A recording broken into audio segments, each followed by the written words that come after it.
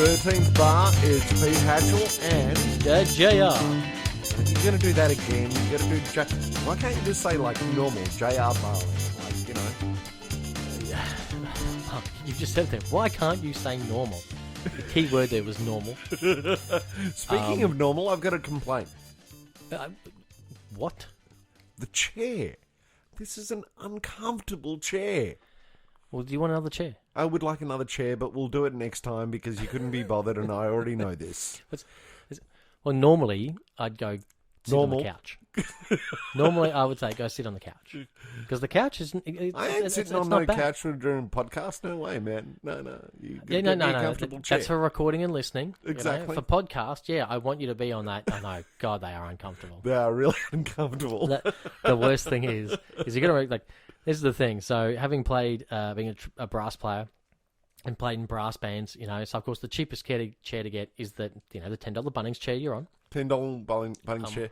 So brass bands, have trailers full of those chairs. Really? Well, because they fold up flat. Of course. So it's easy to put in a trailer, easy to have 40 of them. So that's your gig chair. So you go to a gig. So you're going to remember, all the years I've been playing in brass bands, I've been sitting on chairs like that for Saturday gigs for like 2-3 hours. Christmas Carol gigs, oh my God. Like you don't do Christmas Carol anymore, do you? Because they have chairs like that.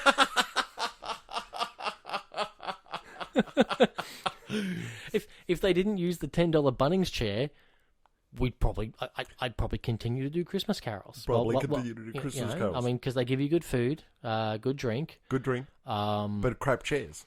Crap chairs. So welcome to the 13th bar where we talk about chairs. I just realised, it's like, yes, we did say it was a crap chair, but we have mentioned many times, $10 from Bunnings. Go, they have plenty of stock. Heaps of them. If you want to sponsor us, Bunnings, we will promote your $10 crap chair even more. Every day of the week. Having said that, now that I know that they're $10, I'll probably go buy a couple.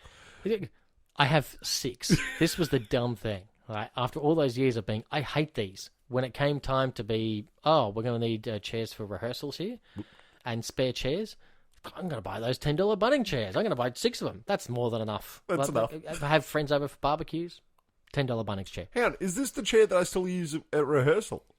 Well, not the exact chair. What doesn't matter? Because that lives in this room. Yeah, I've got 5 more of them out in the main rehearsal space. Anyway, so this is the 13th bar where we talk about stuff. I give you a rehearsal space. I'm not going to give you a good chair. See, this is why I am the most. What am I trying to say? The least respected person in the band. I actually, do you know I'm the lead singer in the band? I'm the lead singer in the band. I'm the front man of the band, and I am the guy that gets hung shit on the most in the band. I get no respect. That's exactly what I'm saying. I'm like that big shark in the cartoon. You have to earn that respect, As soon as you... Actually, no, I agree. Yep, you're exactly right. You get no respect, okay? Because if I did respect you, I probably would give you a better chair at rehearsal. There we go. See? Keyword, probably. Probably. So we're in this band called Chicago. I'm the lead singer and the lead guitarist. Oh, la-di-da. Imagine the most prima donna lead singer that you've ever seen. I am the complete antithesis of that. And by that, he's a liar. I wish that were the case. I really do. I wish I was lying. So again, this is the 13th bar, and we talk about crap like chairs and stuff. But what's today's topic, JR? Today's topic, it's a top three Melbourne music venues. Sweet as. But not just the venues we've played at, but top 3 venues, and some of them maybe that we've played at. Some of them maybe we wish we could play at. True that. Some of them we may wish we never played. Well, no, it's top 3. So it can't be the other way around. Top 3. Hate to say it. Yeah, I know. I just heard the cat. You just heard the cat. We may have to pause to let the cat in the door. Well, no, you just keep talking and I'll just run and grab it. Well, so we're going to talk about the top 3 venues, and this is going to be a bit of a topic where we may share the venues that we've liked to as Jamie said, would like to play at and have played at. So I've actually got a few ones that I think are pretty cool, but I don't know where Jamie's going with this, because Jamie always has this different take on things as he's feeding the cat. The cat is meowing like there's no tomorrow. Like Urchin the cat who has no tail is crazy, man. It's crazy. He needs his dry food. He's going to get his dry food. Angela's here. The daughter child is here. Jamie's talking to the daughter child about the cat Urchin. It just keeps on going and going and going. Oh, does it ever? Urchin runs this house, man. Urchin runs this house. Jamie may pay rent, but Urchin runs the house. Well, he lives in it more than I do. True that. I have to travel for work. So, it's the top 3 venues. Yes, top 3 Melbourne music venues, according to us. I've got a story about probably my... Well, actually, come to think of it, you should go first, because you were born here. I was born here. Unlike me. So I can only talk about Melbourne music venues for the last 19 years, whereas you can talk about them for like 40 odd. Oh man, that's really hard. Now that you put that caveat on it, it's actually It's really not a caveat, hard. it's just that you know more about them than I do, see, because my knowledge of music venues in Melbourne started in 2001 when I arrived here. So no, the first venue that I really want to point out is a venue that I just saw a band from America probably about 3 or 4 months ago. And the weirdest thing about this venue, the first time I set foot in this venue, I was probably about 15, 16, and it was actually a movie theatre at that time. Oh, so it was only a couple of years ago. Damn, I wish. And it was, it's actually the Forum in Melbourne on Flinders Street. And it's changed from a movie theatre to a band venue. And I saw Hailstorm there. And it was one of the best sounding venues I'd ever heard. The old building. Yeah. Yeah, okay. Opposite the pub. Yeah, okay. Now I know where we are. Yep. Yep. And it, number one, it looks beautiful. It's really big. If there's a lot of people there, there's still a good amount of room to move. But it just sounds fantastic. It sounds awesome. And really one of the best gigs I've seen was definitely at this particular venue. And I would love to play there. I think it's one of the best venues in Melbourne. I really do. You know, it sounds great. Sounds way better than a couple of other venues I could mention, but maybe won't. But, well, there was that venue we saw Richie Kotzen at. That sounded awful. That's Max Watts. Yeah. I wasn't going to say the words, but yeah. Oh, okay. Well, Max Watts was like set up for a metal gig, and it was just really loud and distorted. But the Forum, you know, actually had a metal band there, and it was really good. It was really good and really live and had a good vibe about it. That's why I liked it. What's your number? What's your first one? I'd have to say for nostalgia, straight away. Go. It's like, you know, but I still play there now today. Is Paris Cat, even though it's a jazz venue. Yeah. But yeah, I think it's a great venue, not only for jazz, but I just think it's nice location because it's kind of just off Little Lonsdale. Yep. Up near whatever. Is that the one that I saw you at the big band with? No. That was Bennett's Lane. That was Manchester Lane. Manchester Lane. That sorry, doesn't exist anymore. that's a shame.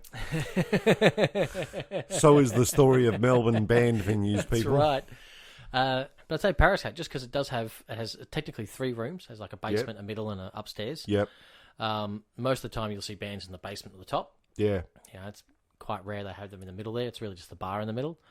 But it's just a nice sounding venue. Like, you know, what's the word? Like, intimate. Yep. But still cozy, comfortable.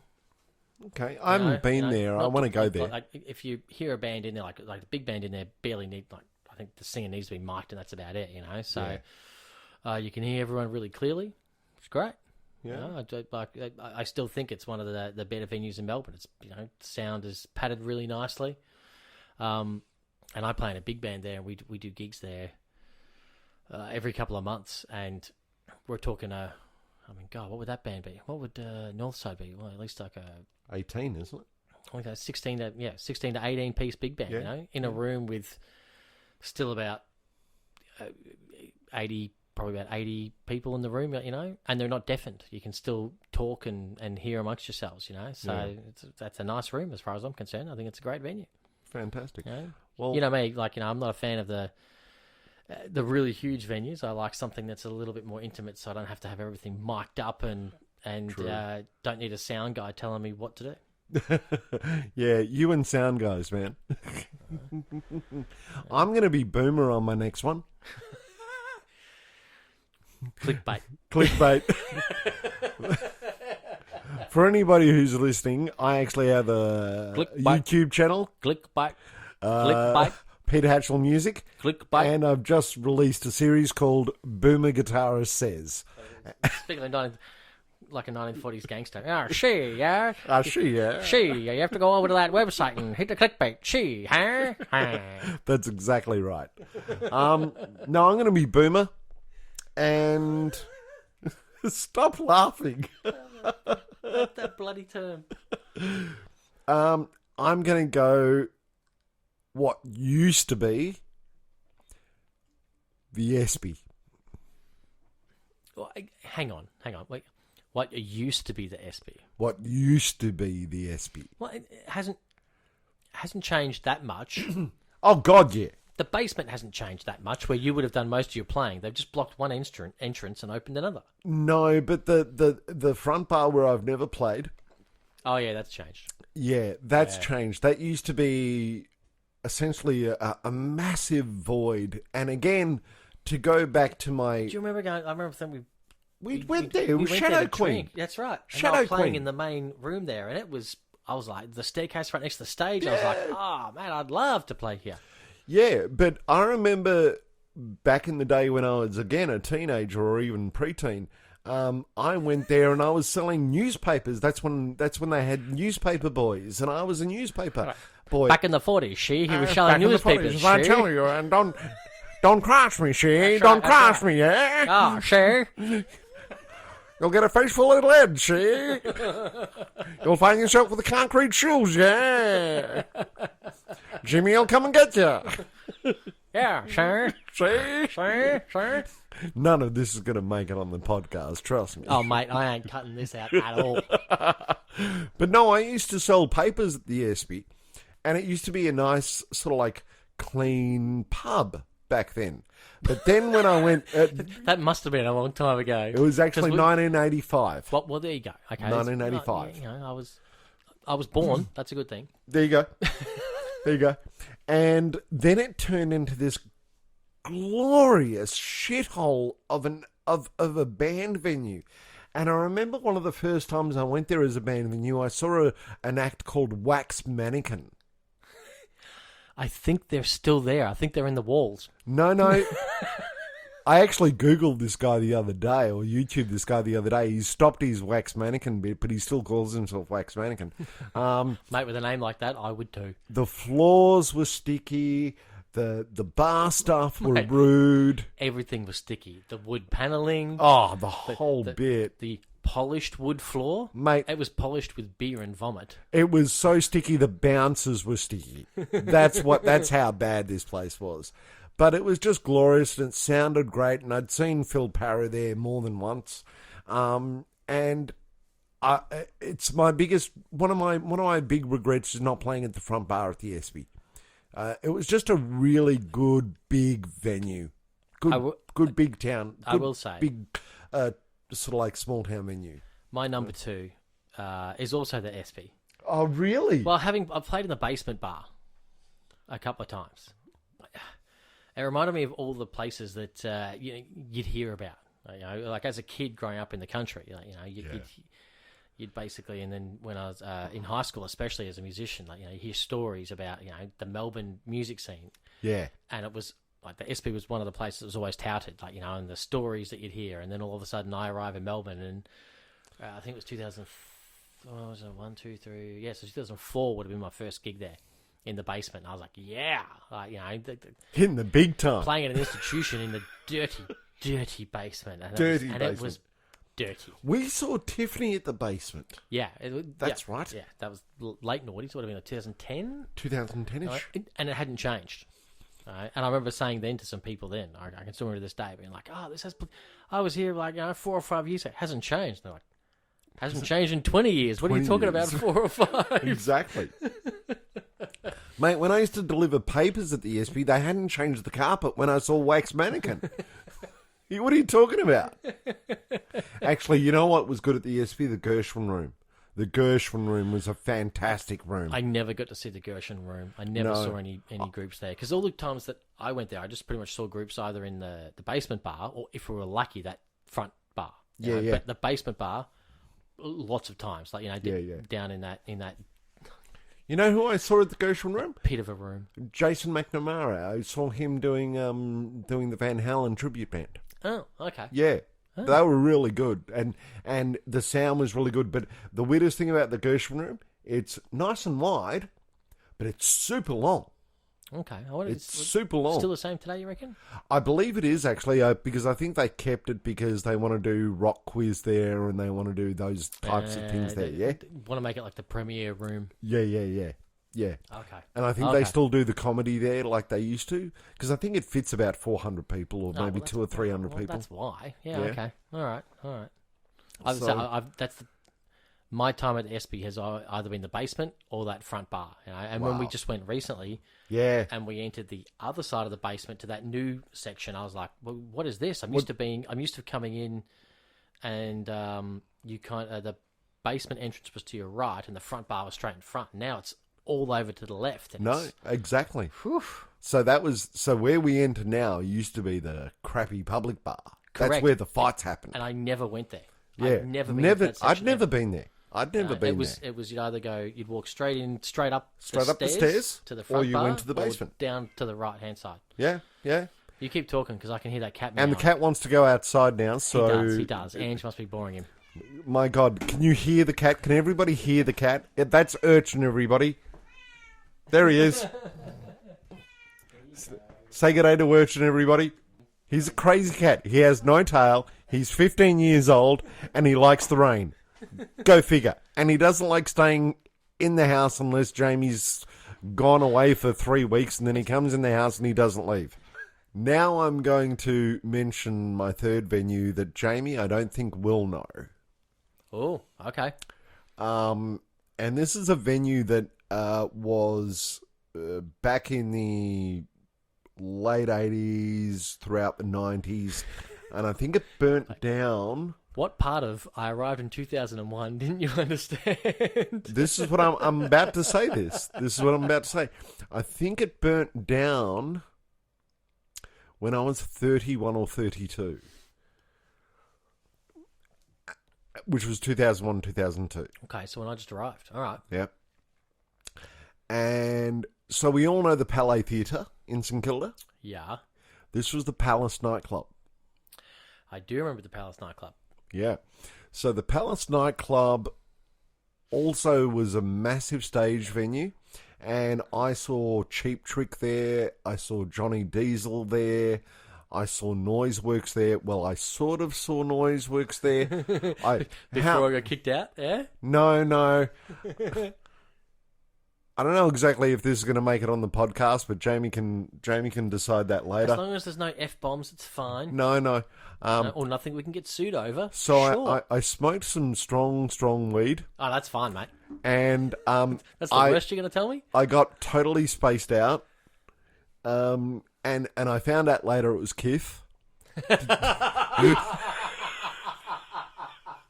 Is that a boomer term? Does Kiff even exist anymore? I haven't heard that term in, what year are we in, 2020? I haven't heard that term in at least like 15, 16 years. For those of you who don't know, Kiff is really, really bad weed that's been laced with something.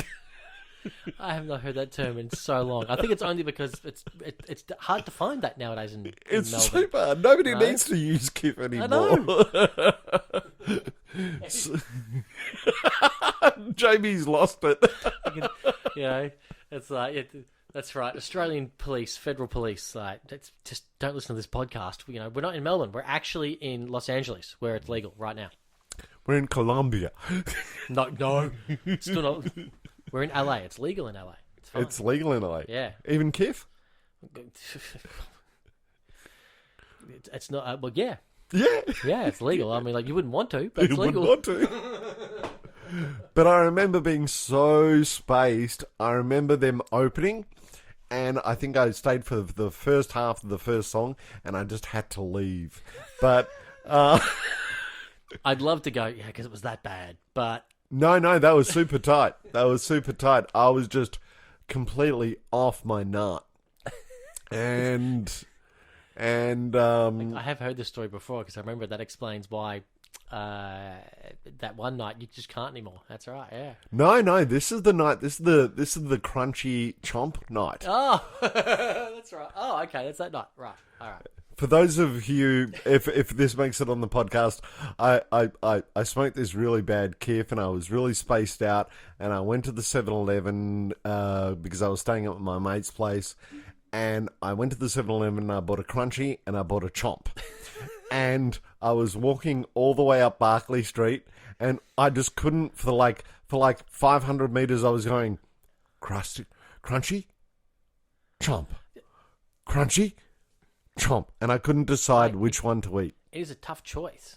Man. Because Crunchy is Cadbury. Yep. And I think Chomp is Mars. Yeah. I mean, brand loyalty. What are you going to do? No. It was crumble or gooey. Crumble or gooey. I didn't know which one to eat. Well, yeah. I mean, it has the Chomp has the wafer too. It's kind of crunchy and gooey. Yeah, but I was really stoned, man. But because we're still talking about it to this day. Really stoned. But the Palais, the Palace nightclub is another club I would have loved to have played at, and I remember seeing Johnny Diesel there probably 3 times. And he was phenomenal back then. He was a moody bastard back then. Sorry, Johnny, if you ever get to hear this. Please, Johnny, listen to this. Yeah, you were a moody bastard back then. I remember dead set, no jokes. He was so moody and angry one day, he actually gave his guitar to some guy in the crowd. He was so angry. Was it available in the Hock shop in St Kilda no, 24 hours later? No, because his manager, who was this guy 6.5 foot tall, in cowboy boots, with his jeans tucked into his cowboy boots, crap you not, he went out into the crowd and he said, "Give me the guitar." And the guy who had the guitar, and this was Johnny's main guitar. His name's not Johnny, his name's Mark. This was Mark's main guitar. All the secrets. And the guy stood over this guy who was holding this guitar, and he's going, "Give me this guitar." And he goes, No, F off this, F off that. No. So this was at the Palace nightclub. Palace nightclub. And the manager literally lifted his fist and was about to punch the guy, and the guy just gave him the guitar.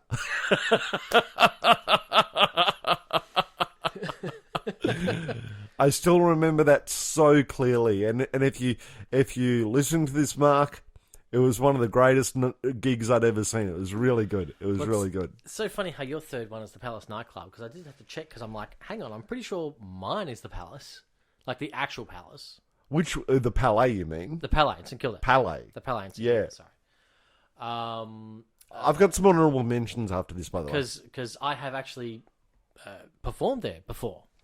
But you only performed there like a couple of months ago, didn't you? About a year ago now. It was the first time I'd no, the last time. It was the second time. Oh, that's about a year ago. It was about a year ago. It was the second That's time I'd right. actually been there. I'd played there originally many years ago. Right. Like about the late noughties. And then, funnily enough, like 10 years later, I'm back there again. Fantastic. For a show with Johnson Peters. And, it's still great venue, great sound, great lighting. And I will say, out of all the venues, it's the larger venues kind of stuff that I've been to. Like, we've been to billboards and on, and Watts and all that kind of stuff. I still think the Palais has the best seating arrangement. Like, no matter where, like on stage, you can see every seat. Well, it was. no I matter think where it it was. is. And that tells you that if you're an audience member, you can see every. You can actually see the stage from kind of like at every seat. Like, it's just so well set up. If big I fan of it. remember correctly, I love the front doors too. Like, it's Yeah. really, and I think because of where it lays, right next to Luna Park, there's so much space. If you've got a big crowd at the front, they get plenty of gates to get in, or do ticket booth things. That front foyer is really good. From a backstage area, it's really nice. There's plenty of ways for the musos at the back to just get out that side stage, and it's still kind of separate. There's still kind of plenty of parking there for the musos. Yeah. Really like the Palais, and I've never actually seen a band at the Palais. I've only actually performed at the Palais. I've never seen a band at the Palais, but it was actually commissioned. I think it was actually built by a Euro guy for an opera house. I remember there was so much thing about a couple of years ago where they were like, "Oh, I think we're going to close it down." I remember. Yeah, and they fought it back, and because I remember actually I have seen someone. I saw Kelly Clarkson there. Okay. I was dating. I'm not going to say her name on air, but one of my ex-girlfriends. And she wanted to go to Kelly Clarkson. She was at the Palais, and it was supposed to be like one of the last gigs ever there. Wow. And so that's once again like to give you. I know you'll know who it is, like late noughties type stuff. Yep.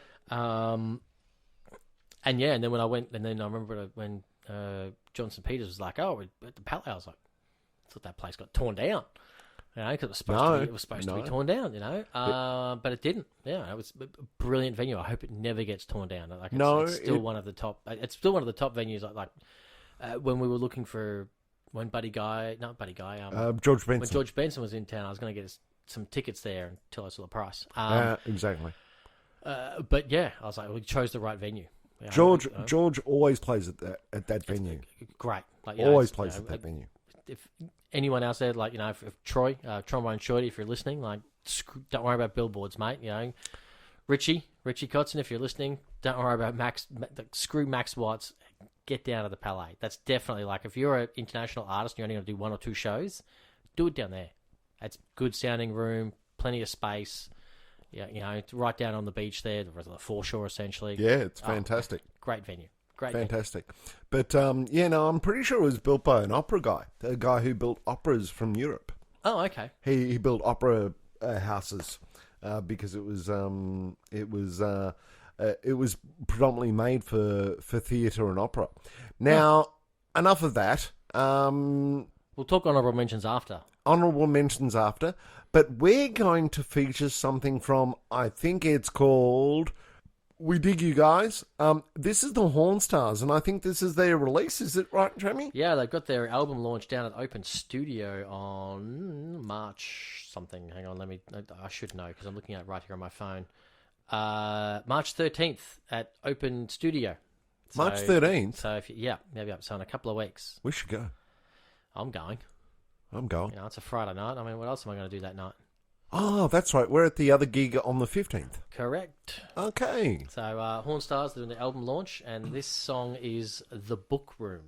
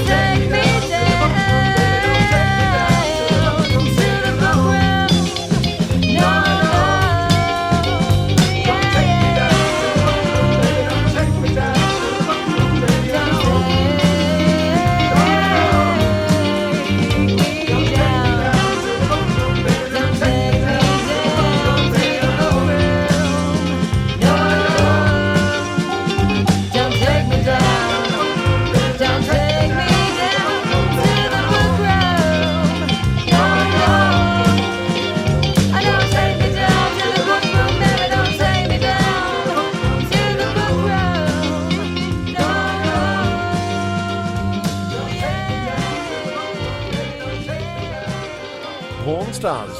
Digging that track. Digging that track hard. Well done, Dan. Well done, Mark. Yeah, the book room. The book room. I don't know what is in the book room. If it's anything like my book room, it's filled with instruments and geek paraphernalia. Well, contrary to what you may believe, the book room normally contains books. No. What? Does it contain other stuff? I said my book room contains books as well as instruments and geek paraphernalia. We're moving. And charts. And Music charts. Some music charts. Charts. There's a whole wall of charts. Back onto the honourable mentions. I really want to give a shout out to Billboard. I actually do dig that venue. I want to give a shout out to what used to be the Cherry Bar. Loved playing that venue. The new Cherry Bar is the Old Pony, and I remember going to the Old Pony when it was a nightclub. So, layout-wise and venue-wise, always loved it. Don't know how it sounds, but I'm going to trust the Cherry Bar as well. Yeah. So, and I don't know what else. Can't really think of anything else. What used to be the Brunswick Hotel. That was actually a good venue. Yeah, I'm going to miss that Brunswick Hotel. Miss that hard. But anyway. Well, I'm also going to throw an honourable mention to some of the smaller places. Brunswick Green, I think you're fantastic. You've got a nice outdoor space in the summer, and your indoor space that I played there once a month back when I was doing some bossa stuff. It's a nice little intimate jazz room. Actually, quite nice. I'm going to give a shout out to one of our current venues, Inkerman Hotel. It's a weird room, but it feels good. It is a wide square. It's a very big square with a bar in the middle, and it's just a weird room, but the first set is always weird, but everything after that is always good. And open studio, if you've got groups like Horn Stars who are over there, go over there and support that venue. It's a nice little cozy bohemian room. And last but definitely not least, I love this room. We haven't played it in a while. We used to play it in an acoustic fashion. It's a New Orleans restaurant vibe. The Mouldy Fig, we dig the Mouldy Fig. We haven't been there in a while. We'll probably go there again soon. Mate, I'm in New Orleans in April. I know I will come back. And go to the Mouldy Fig. And I'm going to have to go there because it's the only place I can get the grub. Exactly. And the Purple Haze beer. Well, actually, I would also give an honourable mention out to 772. 772 Wine Bar. 772 Wine Bar. Digging that venue. Dig Cheryl, dig Grant. Yep. There's not many venues over that side of town that will actually put a band on. Exactly. Most venues over there, that kind of size, will put on a solo or a duo, and there's no problem with that. But as a band venue, great as well. We always have a lot of fun at 772. And they take good care of the bands. I'm going to put that out there too as an honourable mention. Absolutely. That was the 13th bar. That was our top 3 venues that ended up being top 10 venues. That's right. May you rest in peace, the old Metro. As you get torn down in Melbourne, my heart bleeds. Does mine. When I arrived in Melbourne, I spent many a dirty night there. I'm not going to talk about Metro. When I was in my younger years. I ain't talking about Metro and the Fabergé jeans and the Kung Fu shoes. May it rest in peace. So many memories. Oh my God, I was so young. Or back lack then. of memories. But I've made up memories to fill the gap. That's exactly right. This is the 13th bar. I'm Pete Hatchell. I'm JR. Have a really good night. Catch you next time.